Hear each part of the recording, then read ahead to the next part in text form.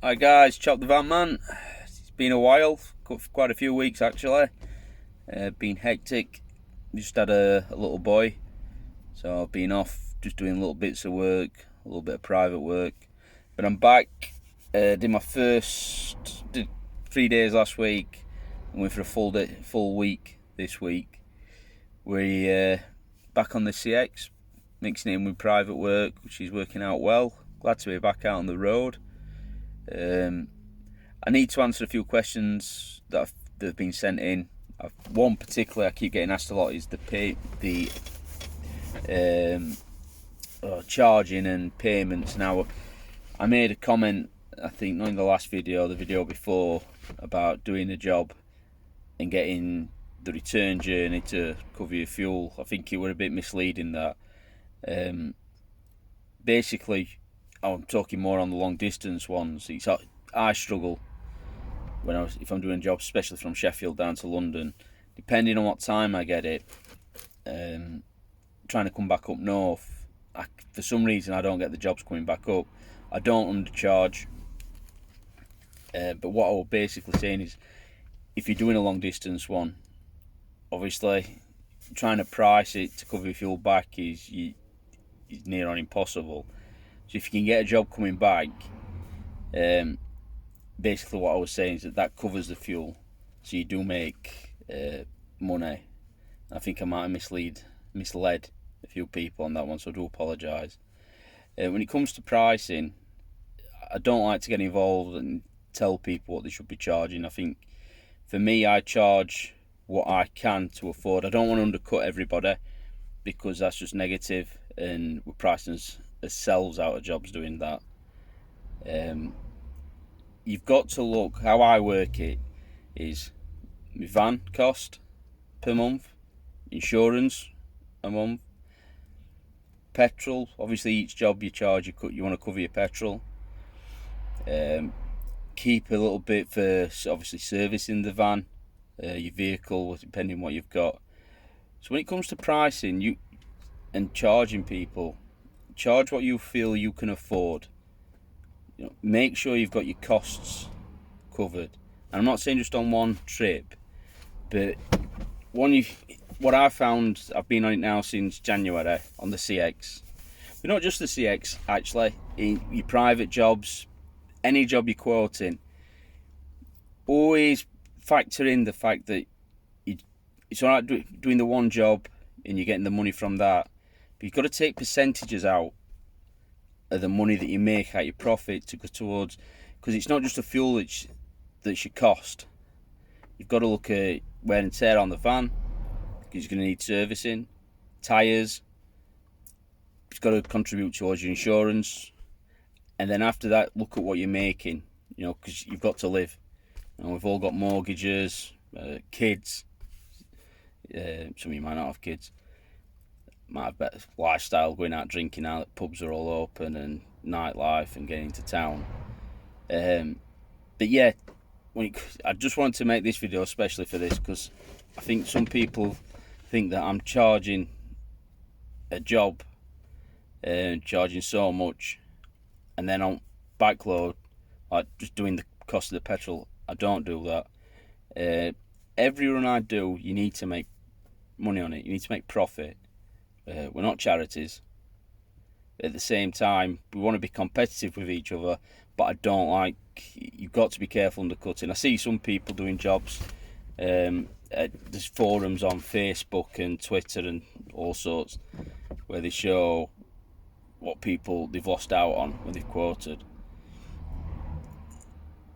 If you can afford that, then well done, good luck to you. But what I tend to, just when you're pricing a job, what I do, and this is not for everyone, but what I like to make sure in a day's work, not just one job, you've got to look at how many days you're going to be doing, how many jobs you want in a day.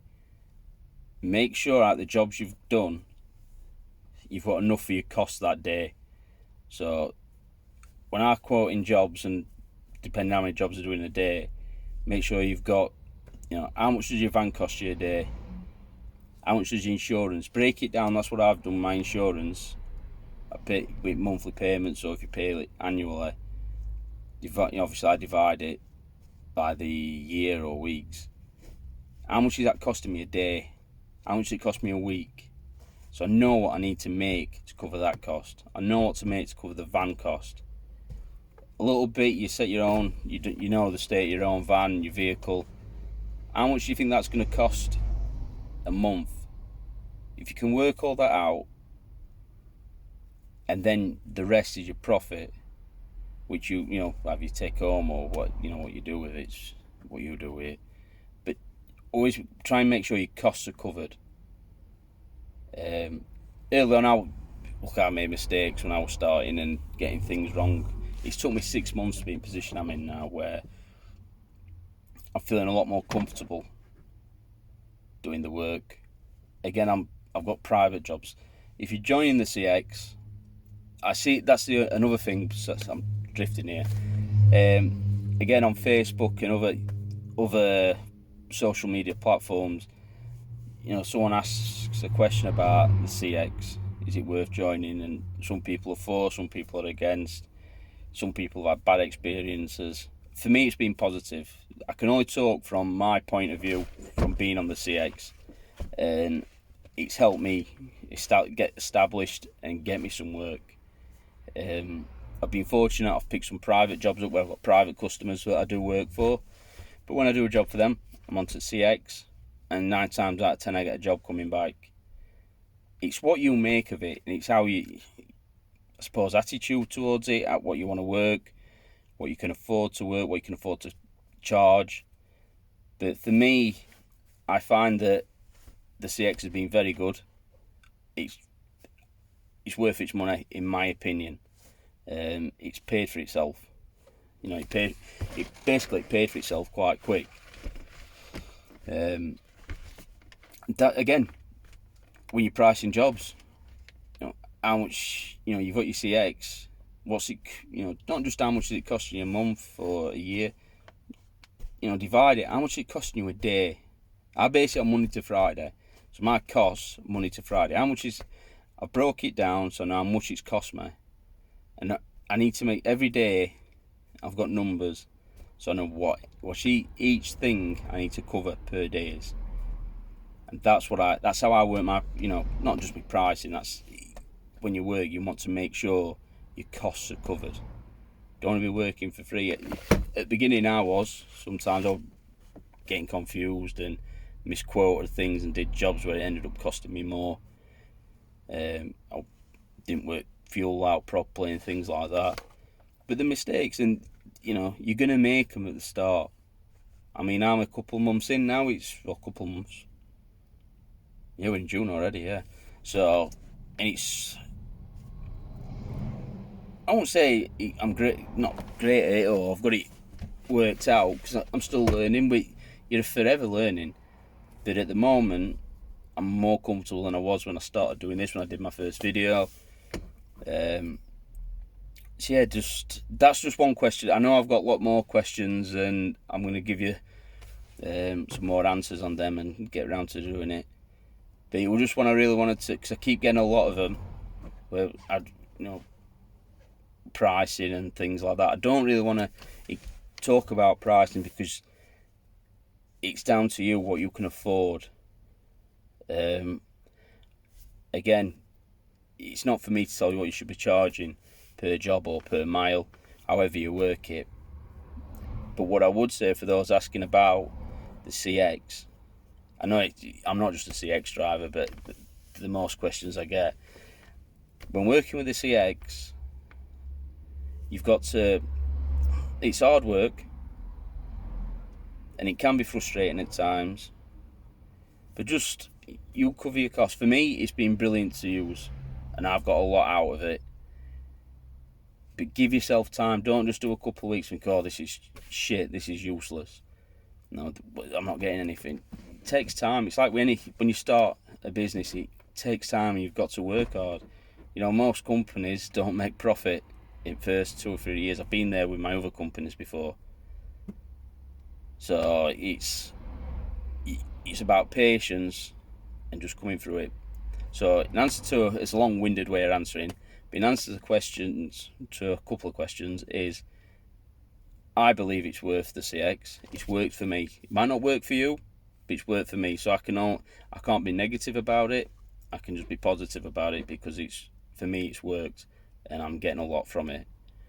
When it comes to pricing and costings, make sure your costs are covered, and then quote what you can afford.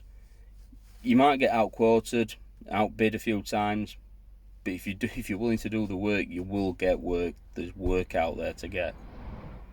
So that's it from me for today. Glad to be back out on the road. I'll be giving more updates. I know it seems to be a lot more CX based on these videos. I'm not just a CX driver. I do private work as well. They're the most questions I get asked, and I'm just hopefully I can answer as many as I can and be helpful.